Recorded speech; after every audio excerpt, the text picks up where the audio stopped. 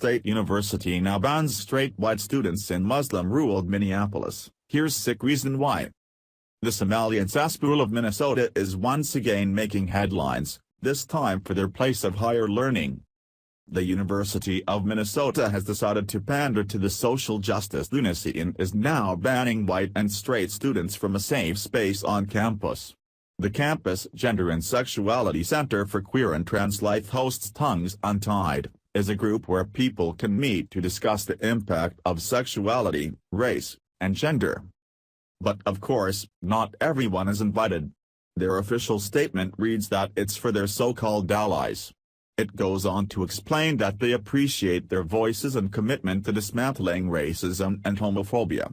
But here is where the message gets a bit twisted. They go on to state that this is a space created only for LGBTQ and/or same-gender loving people of color.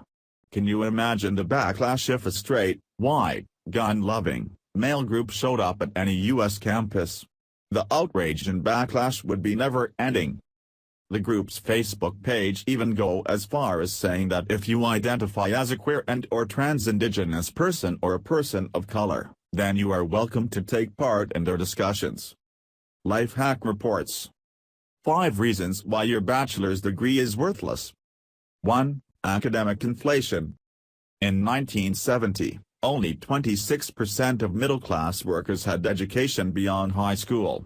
Today, almost 60% of all jobs in the U.S. require a higher education. Your new bachelor's degree is becoming increasingly worthless as more and more people graduate from college, as jobs that used to need only a bachelor's degree now prefer master's degrees. If the excess of bachelor's degrees wasn't enough, now we have an increase in master's degree students who have decided to stay in school to wait out the recession. Not only have you gone to school to earn a commodity, it's now a substandard commodity. It's only a matter of time until you'll need a bachelor's degree and a certification to mow lawns. There go all the summer jobs for kids. 2. The illusion of safety. What used to be a guarantee of safety and stability has recently turned into an exercise in musical chairs. There aren't enough jobs for everyone, and you find yourself scrambling to not be the odd man out. According to a CNN article, less than half of college graduates under the age of 25 are working at a job that requires a college degree. The same article mentions a 2012 study from Georgetown University's Center on Education and the Workforce titled Hard Times, Not All College Majors Are Created Equal, showing that bachelor degree grads have an unemployment rate of 8.9%. 3. Drowning in debt. On average, the cost for 1 year of attendance at 4-year public college or university costs 40% of a family's income, and on average, approximately 40% of students leave school with a debt of $22,000. If you're from a family that earns between $40,000 and $50,000, that number jumps to $28,000. Middle-class families will have more debt from student loans than their upper-class peers, who can pay for their education outright, and their lower-class peers, who often qualify for grants and financial assistance.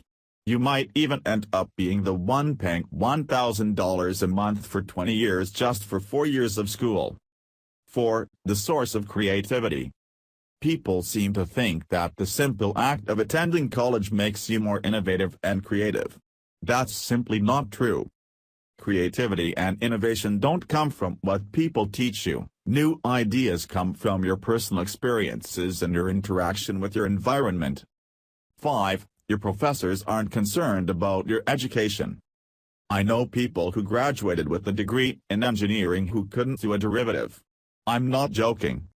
Many professors are far more interested in tenure and their research than they are about making sure you get the best education they can possibly give you. They grade you on curves so you can possibly fail, and the curriculum never changes. In fact, one study showed that 45% of students are no better at critical thinking, complex reasoning, and writing after their sophomore year than they were when they began. Okay. It's about time for the so-called higher education crowd and institutions get a wake-up call from us common-sense people in the real world. A college campus isn't a place you attend to air out your mental issues. nor to get psychological therapy for them. It's a place to get an unbiased, just the facts, education and to ensure you have the tools needed to survive in the outside world, the world that has no safe spaces.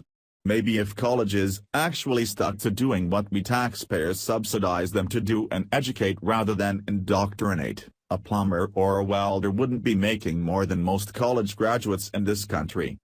Please share if you agree taxpayers shouldn't be paying for safe spaces and tools of segregation. Thanks for watching. Please subscribe Breaking News 365 channel. Goodbye and see you again.